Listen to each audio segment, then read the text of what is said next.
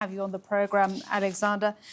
And of course, you know better than anyone, this is your area of work, that phrase that has been used all the time, especially by the UN, that Gaza is becoming a graveyard for children. But when you hear that 2,100 Palestinian infants and toddlers under the age of 2 have been killed since October, what goes through your mind?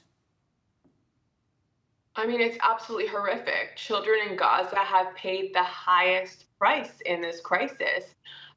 More than 14,000 children have been killed, and we think this might be an underestimate because hospitals are just so overwhelmed that they're unable to even count the number of deaths anymore. We're continuing to see children killed in mass casualty attacks, like the one that we saw last weekend, a school that was under attack, and we're seeing no end in sight. This is an absolute nightmare for children and for their parents.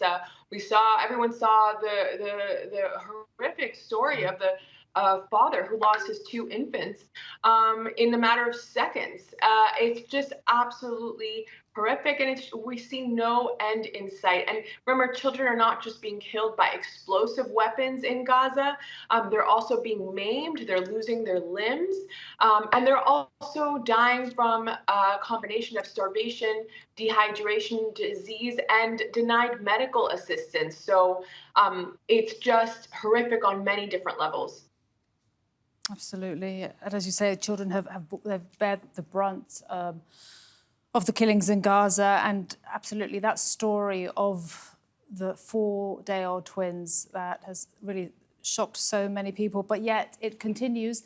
And also, Alexandra, the fact that also in this report by Euromed Monitor, it also states that so many Palestinians have been killed in their reproductive age. So, I mean, where does that leave the future generations? This crisis is going to have an impact on Palestinian children for generations to come. Remember, Gaza is an enclave of children. Half of the population nearly is made up of children. Children are everywhere. It's a young society, and so when many of them have lived under a blockade, under siege, and now under multiple escalations in military escalations. And what the parents say is that their children have lost hope for the future. Remember, also the schools, the hospitals, the playgrounds that children rely on to prosper in the future have also been destroyed. And this is going to have, and this is already having, a significant mental health toll on these children. Parents tell us that they've never seen anything like this. And so you can only imagine what this will do for children and their futures. Just give us an idea, Alexandra, of your day-to-day work with children there in Gaza.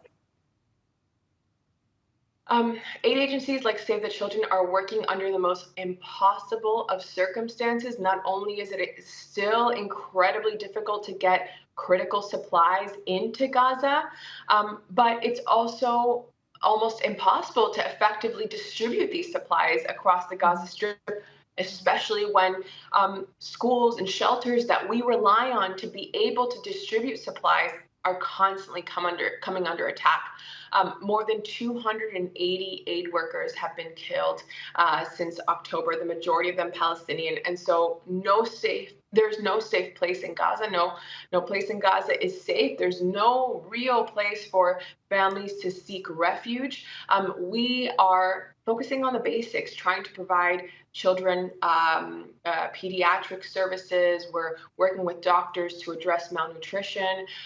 We're trying to get critical food supplies, but we're hampered every step of the way.